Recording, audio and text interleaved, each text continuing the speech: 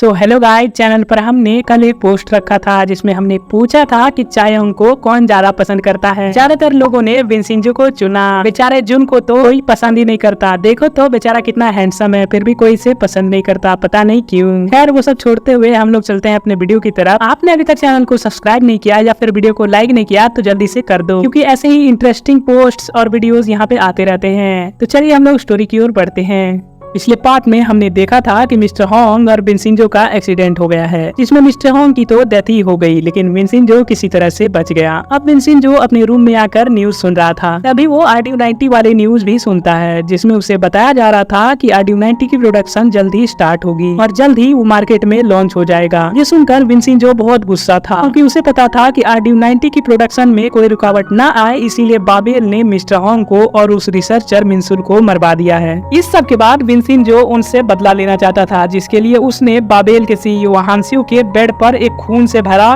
Pillow रख दिया, जिसे देखकर हांसियो बुरी तरीके से डर गया। अब सुबह होती है। मिस चोई और मिस्टर हान यही सोच रहे थे कि आखिर ऐसा करने की जरूरत कौन कर सकता है, लेकिन क्योंकि विनसिंजो ने कोई क्लू ही नहीं छोड़ा था, इसीलिए मिस चोई उसे पकड़ने में असफल रहती है और वो हार कर चायोंग को इस केस में फंसा देती है। पुलिस वाले चायोंग को जेल ले गए थे। ये खबर विनसिंजो को जब पता चली तो उसने कोई रिएक्शन ही नहीं दिया, क्योंकि उसे लगा था कि चायोंग एक अच्छी लॉयर है, वो खुद ही बाहर आ सकती है। लेकिन चायोंग पूरी रात जेल में ही रह गई। दूसरे दिन जुन उसे बचाने वहां आता है, लेकिन पुलिस वाले उसे भाव नहीं देते, क्योंकि वो उसे एक बेवकूफ समझ रहे थे। और इसके बाद जाके कहीं विनसिंजो एंट्री लेता है और वो कुछ सबूतों की मदद से चायोंग को छुड़ा लेता है। दोनों बैठकर कुछ बातें कर रहे थे। चायोंग बोलती है कि मुझे पता है कि तुमने ही हांसियो के बेड पर वो खून से लथपथ पिलो रखा था। विनसिंजो बोलता है कि हाँ, ये मैंने ही किया, क्योंकि मुझे गुस्सा आ गया था। विनसिंजो ये भी बोलता है कि मैंने तुम्हें इस बार तो बचा लिया, लेकिन हर बार मैं तुम्हें नहीं बचा पाऊंगा। वह सुनकर चायोंग बोलती है कि हम दोनों मिलकर बाबेल को तबाह कर सकते हैं, लेकिन विनसिंजो इसके लिए नहीं मानता। चायोंग बोलती है कि मैं तुम्हें गोएंगा प्लाजा खरीदने में मदद कर सकती हूँ। इसके बाद विनसिंजो थोड़ा सा हिचकिचाता है, लेकिन मान जाता है। दोनों मिलकर अब उस ट्रक ड्राइवर के पास जाते हैं जिसने मिस्टर होंग का एक्सीडेंट किया था। विनसिंजो मिस्टर छो की मदद से उस ड्राइवर के सारे काले कारनामों का पता लगा लेता है। अब विनसिंजो इसकी मदद से उस ट्रक ड्राइवर से एक्सीडेंट के बारे में पूछता है। वो ट्रक ड्राइवर प्रेशर में आकर सारी बातें बता देता है और एक्सीडेंट कराने वाले का नाम मिस्टर पियो था। वो ट्रक ड्राइवर उसका एड्रेस भी दे देता है। ये सब होने के बाद विनसिंजो यहाँ से जा ही रहा होता है कि तभी चायोंग रोते हुए बोलती है कि इसने मेरे डैड को मार दिया और मैं इसका कुछ भी नहीं कर सकती। ये सुनकर विनसिंजो ट्रक ड्राइवर को उसी के खेल में फंसा देता है। वो चिल्लाकर बोलता है कि सच बताने के लिए शुक्रिया। ये सब एक पुलिस वाला सुन लेता है, जिसके बाद वो मिस चोई को बता देता है कि वो ट्रक ड्राइवर ने विनसिंजो को सारी सच्चाई बता दिया है और मिस चोई उसे मरवा देती है। ट्रक ड्राइवर की मौत की खबर सुनकर चायोंग तो परेशान हो जाती है, क्योंकि वो बाबेल से जंग तो करना चाहती थी, लेकिन किसी को भी मारना नहीं चाहती। विनसिंजो को चायोंग बोलती है कि एक वादा करो मुझसे, बाबेल के खिलाफ इस जंग में हमें किसी की जान नहीं लेनी है। लेकिन विनसिंजो कुछ नहीं बोलता। इतने में मिस्टर पियो का पता चल जाता है। तीनों विनसिंजो, चायोंग और मिस्टर नाम उसे पकड़ने चले जाते हैं। हाँ, मिस्टर नाम भी, क्योंकि मिस्टर नाम ने इन दोनों की पूरी बातें सुन ली थी। अब विनसिंजो मिस्टर पियो को किडनैप कर लेता है। मदद से वो उसके एक फ्रेंड को भी किडनैप कर लेता है। इन दोनों के बारे में ये पता चलता है कि पहले ये दोनों मिलिट्री इंटेलिजेंस के लिए काम करते थे। विनसिंजो दोनों को ब्लैकमेल करके सारी इंफॉर्मेशन का पता लगा लेता है, जिसके बाद वो मिस चोई को पूरी तरीके से डराता है। वो मिस चोई की जान नहीं लेता, क्योंकि उसने चायोंग से वादा किया था कि वो किसी की भी जान नहीं लेगा। अब क्योंकि विनसिंजो ने उन दोनों से RDU 90 के मैन्युफैक्चर के बारे में सारी जानकारी ले ली थी, जिसके बाद वो उन सारे रिसर्चर्स की फैमिली के साथ मिलकर RDU 90 के मैन्युफैक्चर कंपनी में आग लगा देता है और वहां से निकल जाता है। कंपनी को जलता हुआ देख रिसर्चर्स की फैमिली के दिल को सुकून मिलता है। विनसिंजो भी मिस्टर होंग को याद करता है। इस कंपनी को जलाकर राख करना चाहते थे। विनसिंजो को ये भी याद आता है कि मिस्टर होंग कहा करते थे कि बाबेल जैसे राक्षसों को हराने के लिए किसी बड़े राक्षस को आना होगा, और विनसिंजो ये सोचकर हंसने लगता है। हांसियो आग को देखकर बहुत डर गया था, क्योंकि बाबेल का रियल बॉस एक बार फिर से उसे कुत्तों की तरह पीटने वाला था।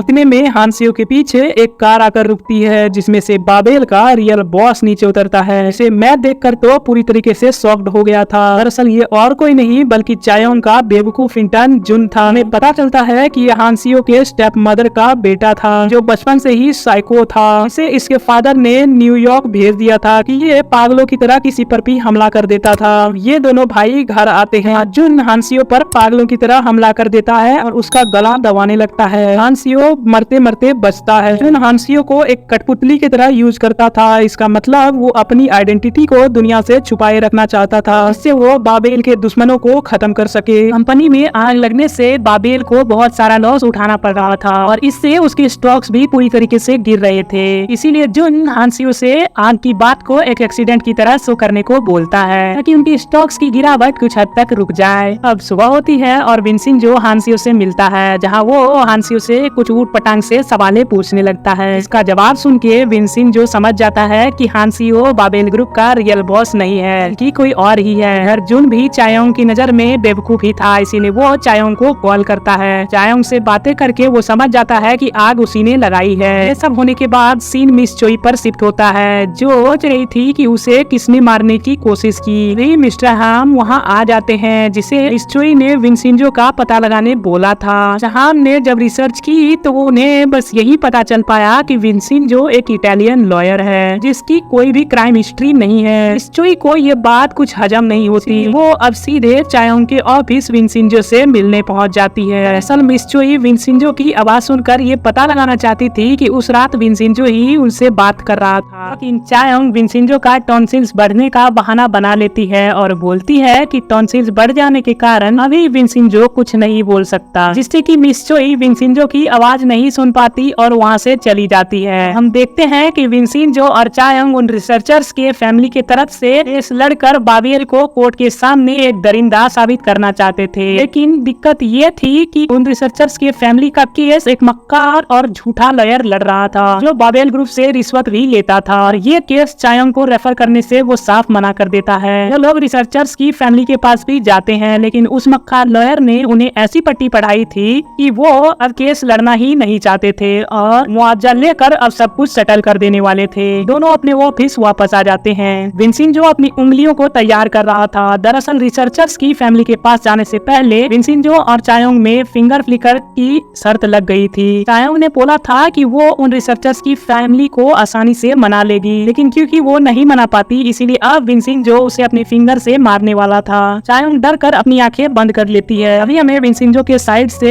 एक लव वाली फीलिंग देखने को मिलती है और चायोंग को वो नहीं मारता। हम दोनों में अब लव एंगल भी देखने को मिलने लगा था। अब सीन प्लाजा के मॉन्क पे आता है, जो अपने दोस्त लियू चोंग को हॉस्पिटल में मिलने आया था। दरअसल उसका दोस्त बाबेल केमिकल्स में काम करता था। डॉक्टर मॉन्क को उसके खून के उल्टी करने की वजह एक जेनेटिकल डिसऑर्डर बताते हैं। मॉन्क डॉक्टर से पूछता भी है कि कहीं बाबेल केमिकल्स में काम करने से तो ये सब नहीं हो रहा, लेकिन डॉक्टर उसे मना करता है और बाबेल केमिकल्स को एक बहुत अच्छी कंपनी बताता है। सभी लोग टेम्पल्स में मिलते हैं, जहाँ विंसेंजो बताता है कि लियू चोंग की ऐसी हालत की वजह एक जहरीला सब्सटेंस BLSD है। सब विंसेंजो को लियू चोंग की मदद करने को बोलते हैं। ये सब बातें चल ही रही थी कि तभी दूसरा मॉन्क अपने ध्यान से जाग जाता है। दरअसल वो मॉन्क उसी जगह पर बैठकर ध्यान कर रहा था जहां अंडरग्राउंड रूम का खुफिया दरवाजा था और गोल्ड भी उसी रूम में छुपा हुआ था। सुबह होती है और वो मक्कार लॉयर अपने ऑफिस में आता है, जहां उसे चायोंग और विंसेंजो दिखते हैं। दरअसल जब चायोंग उसांग लॉ फर्म के लिए काम करती थी तब उसने एक बार इस लॉयर को भी खरीदा था, जिसकी रिकॉर्डिंग चायोंग के पास अब तक है। इसी रिकॉर्डिंग की मदद से वो रिसर्चर्स की फैमिली को अपनी तरफ कर लेते हैं। इसके बाद विंसेंजो और चायोंग स्टहाम और मिस चोई से उनके ऑफिस में पहुंचते हैं। चायोंग बोलती है कि अब से उन रिसर्चर्स की फैमिली का केस वो लड़ेगी। स्टहाम समझौते की बात बोलते हैं, जिस पर चायोंग बोलती है कि सबसे पहले तुम्हें रिसर्चर्स की फैमिली को मुआवजा देना होगा और BLSD के मैन्युफैक्चर को भी बंद करना होगा, लेकिन मिस्टर हाम और मिस चोई हंसते हुए इसे रिजेक्ट कर देते हैं। इसके बाद विंसेंजो और मिस चोई की थोड़ी सी बहस हो जाती है। मिस चोई विंसेंजो की बात सुनकर ये पकड़ लेती है कि विंसेंजो ने ही रात उसे मरवाने की कोशिश की थी। बाहर चायोंग को जुन मिलता है, जो उसे ये केस न लड़ने को बोलता है, लेकिन ना तो चायोंग और ना ही विंसेंजो उसकी बात को मानते हैं। इसके बाद अकेले में वो चायोंग को एक रियल विलन वाली लुक से देखता है।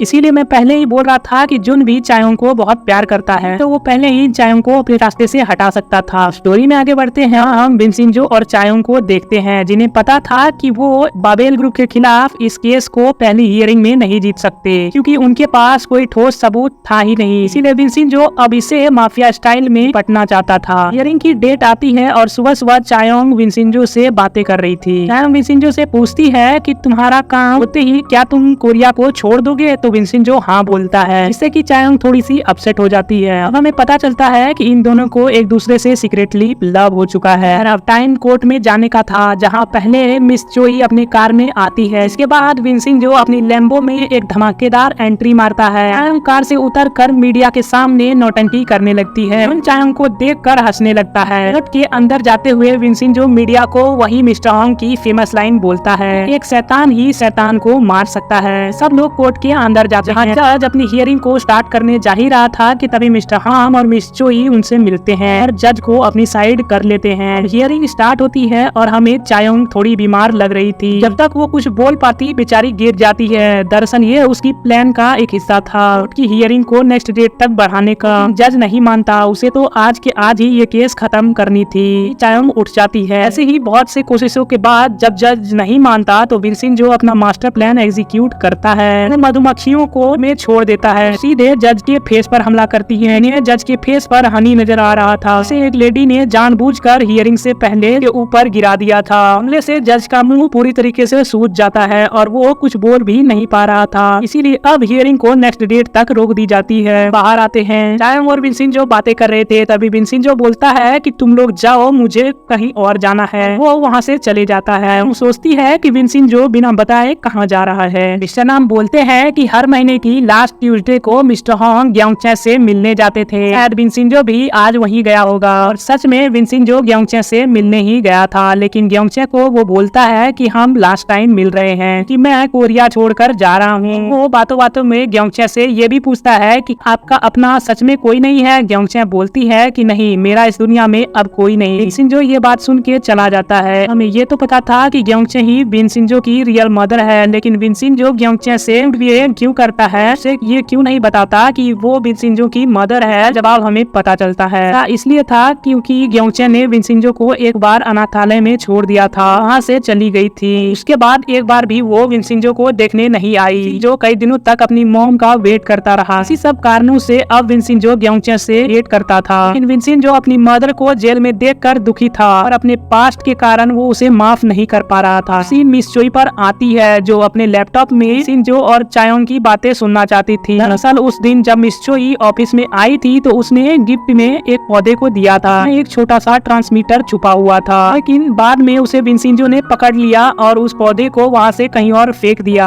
अब लैपटॉप में अजीब सी आवाजें आ रही थी। ये बात विंसेंजो चायोंग को भी बताता है और अब विंसेंजो कहीं जाने वाला था, लेकिन चायोंग उसे रोक लेती है। उसे कुछ बोलना चाहती थी। ऐसा लग रहा था कि चायोंग अब विंसेंजो को प्रपोज करने वाली है। तभी वहाँ अचानक से मिस्टर नेम आ जाते हैं, जो सारा मोमेंट स्पॉइल कर देते हैं। इधर डिटेक्टिव एन को उसके बॉस का फोन आता है, उसे तुरंत ऑफिस बुला रहे थे। मिस्टर एन ऑफिस पहुंचता है तो सबसे पहले उसका बॉस उसे बहुत ताने मारता है, क्योंकि मिस्टर एन ने बिना परमिशन के विंसेंजो की जासूसी की। लेकिन फिर वो बोलता है कि बाबेल ग्रुप और उसांग लॉ फर्म उन्होंने ही विंसेंजो की तहकीकात करने को बोला है। बोलता है कि आखिर ये विंसेंजो ऐसा तो क्या कर रहा है जिससे कि ये सबकी मुसीबत बन बैठा। मिस्टर एन जल्द से जल्द विंसेंजो की पूरी डिटेल्स लाने का वादा करता है और अब फाइनली उसका बॉस मिस्टर एन को बोलता है तुम ऑफिशियल काम को ऑफिस के पैसे से किया करो। मिस्टर एन बहुत खुश था कि अब तक वो इन्वेस्टिगेशन अपने पैसों से कर रहा था। विंसेंजो और चायोंग ड्रिंक कर रहे थे। चायोंग ग्योंगचे के बारे में बोलती है कि आज तुम उनसे मिलने गए थे। इस पर विंसेंजो रूडली बोलता है कि हाँ, मैं उन्हें ये रियलाइज कराने गया था कि अब उनसे मिलने कोई नहीं आने वाला। जिसके बाद वो बात को बदल देता है और बोलता है कि तुम मुझे प्लाजा कब दिलाओगी, आइडिया बताओ। लेकिन चायोंग बोलती है कि पहले तुम मुझे ये बताओ कि तुम्हें ग्योंगा प्लाजा क्यों चाहिए, क्योंकि विंसेंजो और चायोंग दोनों ने ही पी रखी थी। इसलिए विंसेंजो उसे सच बता देता है कि प्लाजा के नीचे 100 करोड़ का सोना छुपा हुआ है। जिस पर चायोंग उसका मजाक उड़ाने लगती है, यहाँ से चली जाती है। अभी विंसेंजो को मिस्टर ओ का फोन आता है। वो बोलता है कि आपने जो मशीन मंगवाई थी वो मैंने भेज दी है। दरअसल ये मशीन चेक कर सकती थी कि इस बिल्डिंग के नीचे जो रूम है उसका सिस्टम अब तक ठीक से काम कर रहा है या नहीं। अगले दिन विंसेंजो मौका पाकर टेंपल के अंदर जाता है और सिस्टम चेक करने लगता है। दूर से डिटेक्टिव भी उसे देख रहा था। देखने से ऐसा लग रहा था कि विंसेंजो बुद्धा के सामने रो रहा है। सब देखकर वो वहाँ से चला जाता है और विंसेंजो को मशीन से पता चलता है कि इस प्लाजा का सिस्टम परफेक्टली वर्क कर रहा है। अगर किसी ने जबरदस्ती गोल्ड वाले अंडरग्राउंड रूम खोलना चाहा तो पूरी की पूरी बिल्डिंग ही गिर जाएगी। हालांकि सभी लोग विंसेंजो के बारे में बात करते हैं और सब लोग दूसरी जगह शिफ्ट होने को भी तैयार थे।